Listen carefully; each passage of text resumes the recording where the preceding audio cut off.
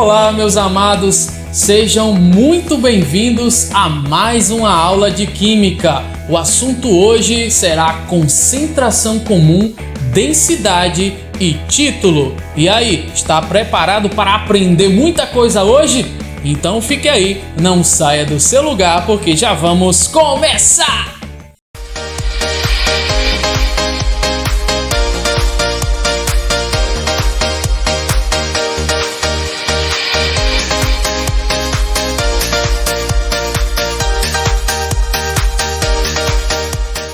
Você com certeza já deve ter se deparado com frascos onde existe uma identificação de concentrações. No laboratório, principalmente, observamos alguns frascos, alguns rótulos que indicam vários tipos de concentrações. E para aprendermos a identificar cada uma dessas concentrações, vamos iniciar nossa aula com concentração comum. Concentração comum. Já vimos que a concentração de uma solução está associada à relação entre a quantidade de soluto e a de solvente. Para conseguirmos chegar aos valores de concentração das soluções, precisamos compreender alguns aspectos quantitativos mediante a utilização de fórmulas que levam em consideração as quantidades dos componentes de uma solução por meio de relações matemáticas. Para uma melhor compreensão das fórmulas que serão abordadas, é importante saber que sempre que aparecem os índices 1 e 2, estes se referirão a soluto e solvente, respectivamente. Quando não for observado nenhum desses números, é porque se trata da solução. Assim, quando observarmos a letra M com índice 1, significa que estamos falando da massa do soluto. M2 se refere à massa do solvente e só o M, massa da solução. Vamos iniciar com a fórmula da concentração comum, que é a relação entre a massa do soluto e o volume da solução. De acordo com o Sistema Internacional de Unidades, devemos utilizar como padrão de unidade o grama para a massa e litros para o volume. Assim, a unidade padrão da concentração comum é grama por litro. É bastante comum observarmos soluções preparadas em laboratório com a unidade de concentração comum. Em um rótulo de sulfato de níquel que apresenta, por exemplo, 50 gramas por litro, podemos compreender que nesta solução existe uma proporção de 50 gramas deste sal dissolvidos para cada 1 litro de solução. Para uma melhor compreensão, vamos observar uma situação. São preparadas 2 soluções aquosas de cloreto de sódio. Na primeira, são dissolvidos 20 gramas de sal em 1 litro de água. Na segunda, são 60 gramas de sal em 3 litros de água. Se calcularmos a concentração comum para cada solução, perceberemos que o valor para ambas é o mesmo, ou seja, 20 gramas por litro. Isso ocorre porque, embora os valores sejam diferentes, a relação de proporção é a mesma. Por isso, é melhor não nos apegarmos às quantidades, mas sim à relação. No caso aqui, a relação é massa do soluto por volume da solução. Já vimos que na concentração comum, o volume é o da solução e não o do solvente. Isso pode ser um pouco confuso, porque poderemos achar que é a mesma coisa, uma vez que em uma solução contendo soluto sólido, não teria como levar em consideração o volume deste. No exemplo anterior, são 20 gramas de sal e o volume é de 1 litro.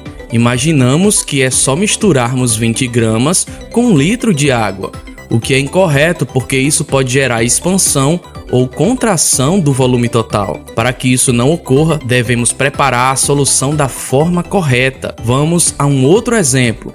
Imagine que temos 35 gramas de cloreto de potássio em um volume de 250 ml de solução. Para o preparo desta solução, inicialmente pesamos essa quantidade de sal em uma balança de precisão, com a ajuda de um cadinho. Depois, dissolvemos o soluto no próprio cadinho ou em um becker e só depois transferimos para uma vidraria adequada para a preparação de uma solução, como o balão volumétrico. Em seguida, completamos com água o volume desejado.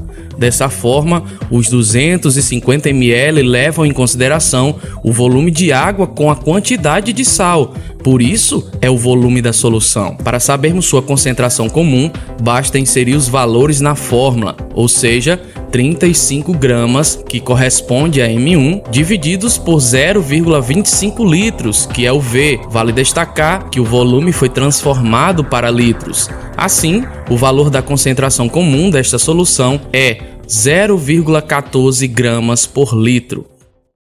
Você já se perguntou por que alguns objetos, como por exemplo o navio, que é gigantesco, conseguem flutuar na água enquanto um pequeno pedaço de chumbo ou um pequeno pedaço de pedra afunda? Por que será que isso acontece? E por que quando unimos água e óleo em uma mistura, observamos sempre o óleo ficar sobre a água? Pois é, a explicação para essas duas perguntas está no conceito de densidade. Densidade é o quociente entre a massa e o volume de um determinado corpo. Então, quanto maior for a quantidade de massa de um corpo em relação ao seu volume, maior será a densidade e, por isso, maior a tendência de afundar na água. Já quando a relação é inversa, isto é, maior volume em relação à massa, menor a densidade e maior a tendência de flutuar sobre a água. Esse conceito pode ser aplicado tanto a uma substância quanto a uma mistura.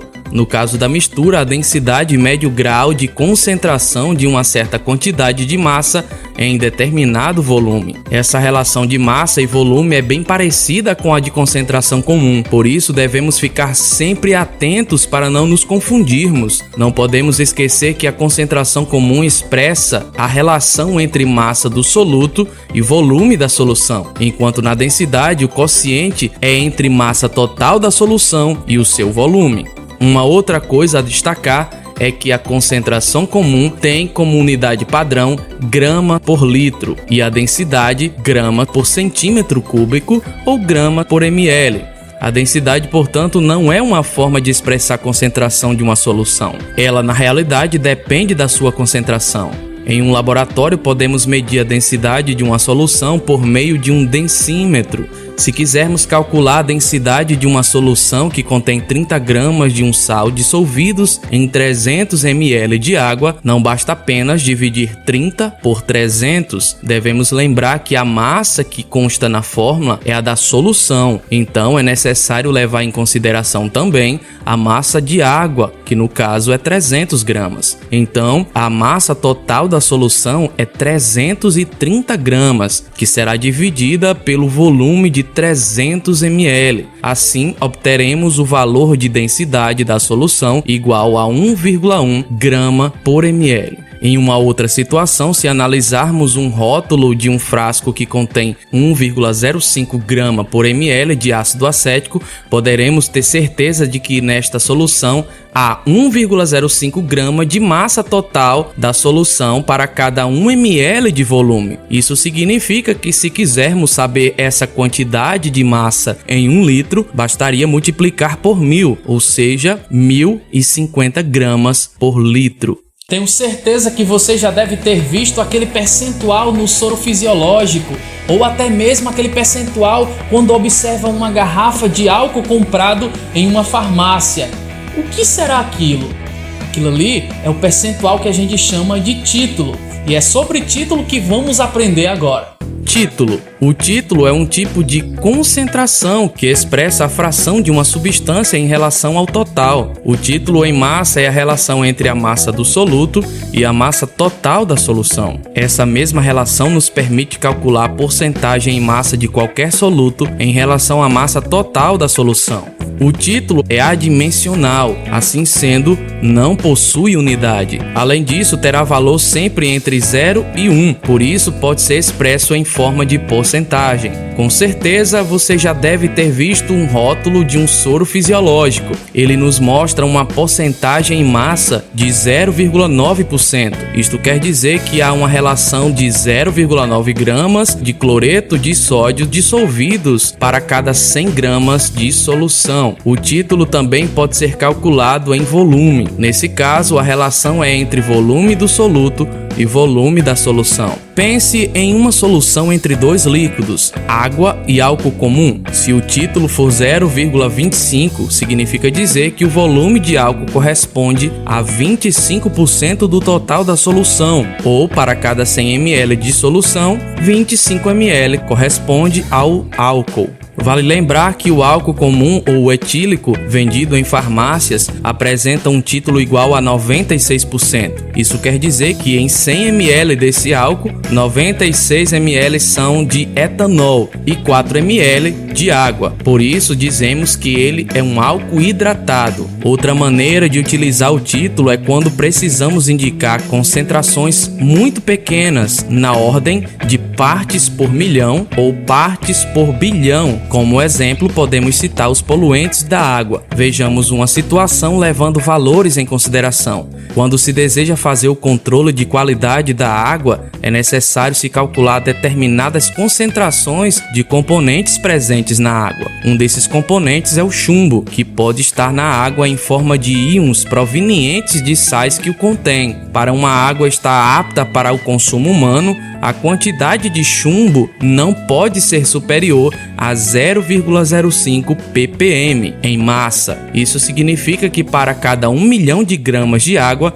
a quantidade de chumbo deve ser de no máximo 0,05 gramas. Um outro caso é o do monóxido de carbono, que é um poluente presente no ar das cidades. Quando sua concentração atinge o valor de 30 partes por milhão, se torna prejudicial para a respiração. Neste caso, são 30 litros de gás para cada 1 milhão de litros de ar, o que corresponde a 0,003% em volume.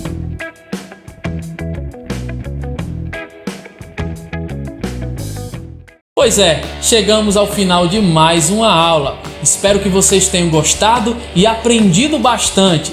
Nos veremos nas próximas aulas. Fiquem com Deus. Bons estudos. Tchau, tchau.